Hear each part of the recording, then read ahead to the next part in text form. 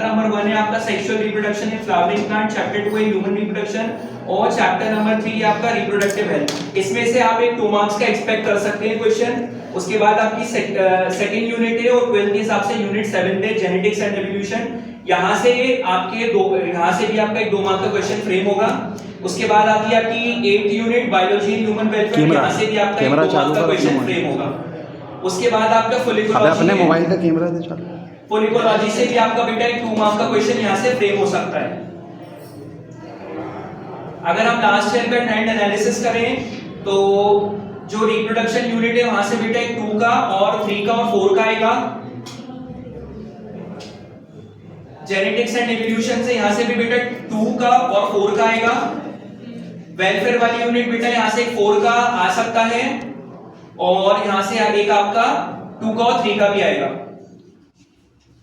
Biotech वाली unit बेटा biotech से एक 4 का और एक 2 का, ठीक है। अब पेपर को आपको कैसे अटेम्प्ट करना है ध्यान से सुन लीजिए। अगर आप कॉन्फिडेंट हैं ऑब्जेक्टिव्स में कि आपसे पेपर के अंदर बेटा 23 या 24 ऑब्जेक्टिव बिल्कुल सटीक क्लियर बिल्कुल सही बन रहे हैं तो आप ऑब्जेक्टिव स्टार्टिंग में अटेम्प्ट करेंगे, ठीक है। और अगर आपको 22, 21 या इसी के अराउंड ऑब्जेक्टिव बनते हैं तो शुरुआत में आपको ऑब्जेक्टिव अटेम्प्ट नहीं करने, आपको पेपर रिवर्स ऑर्डर में स्टार्ट करना है, ठीक है। ऑब्जेक्टिव अगर पहले बनते हैं 24 प्लस सही तो पहले ऑब्जेक्टिव करिए, फिर आपको लास्ट से करके आना है। और ऑब्जेक्टिव अगर इतने सही से आप नहीं बना सकते तो भी आपको पेपर रिवर्स ऑर्डर से करके आना है। सबसे पहले 4 के करना है, फिर 3 का करना है, फिर 2 का करना है, उसके बाद आप अपना ऑब्जेक्टिव कर सकते हो। रीजन क्या है बेटा, बहुत ज्यादा कॉपीज होती हैं, जो बोर्ड वैल्यूअर होता है आप अपनी सोचो वो आपको नहीं जानता और आप भी उसको नहीं जानते, आपकी कॉपी किस डिस्ट्रिक्ट में जाती है, कौन चेक करता है, ये हम प्रेडिक्ट नहीं कर सकते। तो उसके लिए जब वो कॉपी स्टार्टिंग में चेक कर रहा है, आप शुरुआत में ये ऑब्जेक्टिव गलत कर दोगे, आपको 28 नंबर के ऑब्जेक्टिव आते हैं, आपके 22 सही जा रहे हैं, 30 जा रहे हैं, तो उसके माइंड में बैठ जाएगा कि इस बच्चे ने ऑब्जेक्टिव इतने ठीक नहीं करे, इसमें थ्योरी में भी गड़बड़ की होगी। ऐसा होता है क्योंकि बेटा जिसकी वजह से आपका जो सही आंसर होगा वहां पे आपका 1 नंबर कट सकता है, पॉइंट मतलब इस टाइप से नंबर आपके कट सकते हैं, ठीक है। तो इसलिए अपनी इमेज जो सेट करनी है वो कैसे आप कर सकते हो, जो मैंने आपको रीजन बताया। तो 4 मार्क का जैसे क्वेश्चन आता है बेटा पीसीआर है, आपको कैसे करना है क्वेश्चन ध्यान से सुन लो। सबसे पहले तो सेंटर में सारे क्वेश्चन और आंसर बिल्कुल सेंटर में डाल के आना है, क्वेश्चन नंबर और वाला है तो और उसके ब्रैकेट में लिखना। नीचे क्या लिखोगे, सबसे पहले जैसे पीसीआर है तो लिखना the brief description of PCR are as follows. ये टिप मैंने आपको पहले भी बताई तो आपने अग्री करा था कि सर इतने सालों में ये टिप आपने हमको जो बताई है किसी ने भी नहीं बताई। तो ये पॉइंट आपको हर क्वेश्चन में ये बढ़ा के लिखना है ये पॉइंट। फिर पीसीआर का क्या करोगे, पीसीआर का फुल फॉर्म करना, सेंटर में डालना पीसीआर, फिर क्या करोगे उसके जो स्टेप्स है वो लिख देना। फिर आप यहां से मैंने नोट्स में क्या लिखवाया है, पीसीआर को डेफिनेशन है पूरी जीन एम्प्लीफिकेशन वाली वो लिखना, इन्वेंटर का नाम लिखना, 3 स्टेप्स लिखने से पहले लिखना the steps of PCR are as follows, फिर बीच में उनको डाल के डिफाइन कर देना। डायग्राम किसी भी क्वेश्चन के साथ अटैच आता है, आपको बिल्कुल एकदम फ्रेश पेज पे नहीं बनाना, ना एकदम लास्ट में। Diagram should be in the middle of the page and have to draw with the help of black pen। आपको डायग्राम बेटा ब्लैक पेन से ही बनाना है।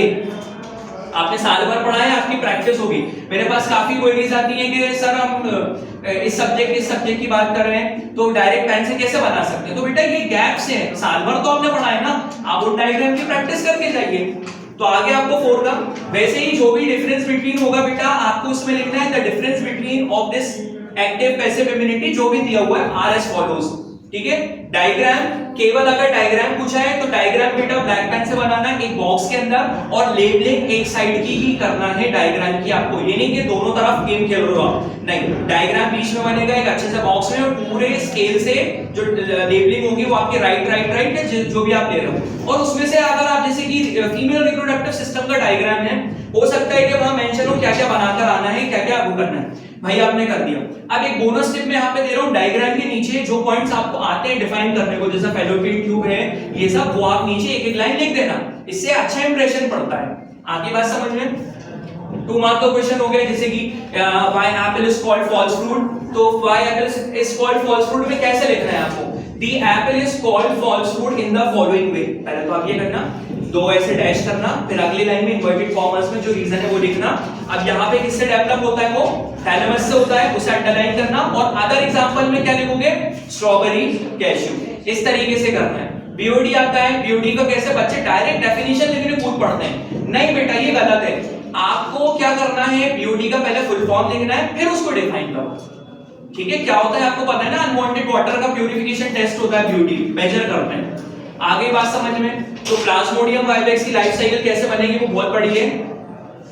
सीधे में मत बनाना, हॉरिजॉन्टल में बना देना। जैसे कि आपने ये वाला पेज हो गया ना, ऐसे बनाना और थोड़ी छोटी, एरो बिल्कुल सही जानी चाहिए, और वहां पे लिख देना हॉरिजॉन्टल व्यू।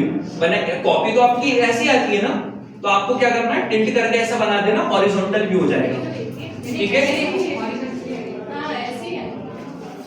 कॉपी इस बार ऐसी आ रही है, हाँ तो अच्छी बात है ना। ठीक है, और स्ट्रेटेजी मैंने आपको बता दी कैसे करना है, पहले 4 मार्क के बेटा अच्छे से कर लेना।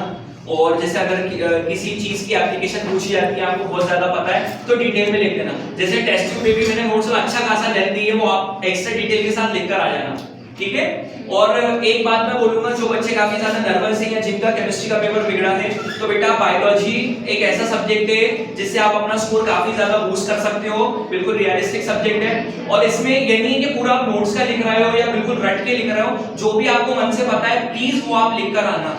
ठीक है, तो ये मैं गलत मैसेज नहीं दे रहा या किसी के बारे में रेसिप्रोकेट नहीं कर रहा, ये मेरा कहने का मतलब ये है कि आपको जो चीज वो समझी हुई है, आप अपने मन से भी उसके बारे में कुछ जरूर लिख कर आना, एक भी क्वेश्चन आप छोड़कर नहीं आएंगे।